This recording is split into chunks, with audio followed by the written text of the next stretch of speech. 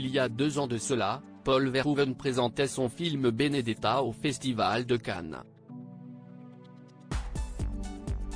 L'occasion de retrouver à l'écran Virginie Efira, choisie pour incarner cette nonne à la fois clivante et fascinante.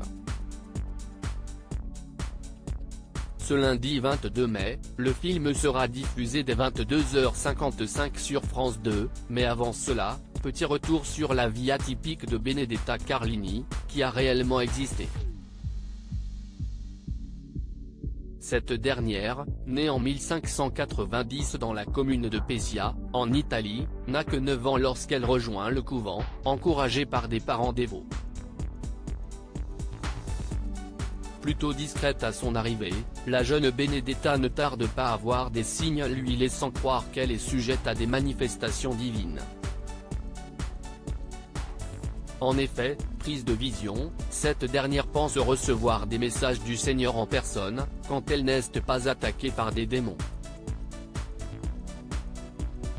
Durant la vingtaine, les visions de Benedetta s'accentuent, au point que la jeune femme tombe régulièrement dans des transes extatiques. Si les autres religieuses ont d'abord du mal à la croire, elles finissent par lui accorder le bénéfice du doute lorsque Benedetta se met à éprouver des symptômes physiques, tels que des douleurs intenses et paralysantes. Perçue comme une visionnaire, Benedetta ne tarde pas à être nommée abbesse du couvent, et est autorisée à prêcher en état de transe, malgré les réticences de l'époque concernant le rôle des femmes. En parallèle, ces visions sont de plus en plus violentes et les religieuses, craignant l'influence d'un démon, décident de lui assigner une sœur, Bartolomea, chargée de veiller quotidiennement sur elle.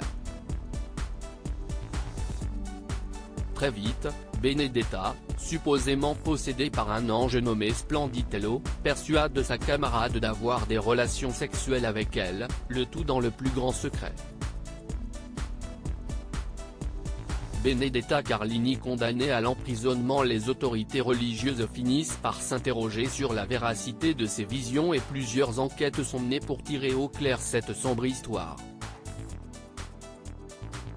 Les conclusions penchent pour l'imposture de Benedetta Carlini et la révélation de sa relation homosexuelle avec sœur Bartolomea met définitivement un terme à la respectabilité de la nonne. Elle est condamnée à 35 ans de réclusion et meurt en 1661, à l'âge de 71 ans.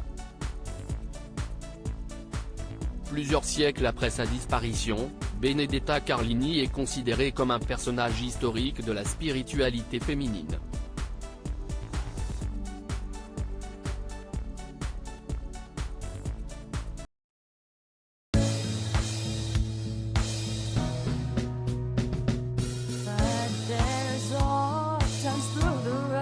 I think you can let me know. Sit down, sit back, let me help you out. The step I gotta seek, so I see you out there's on your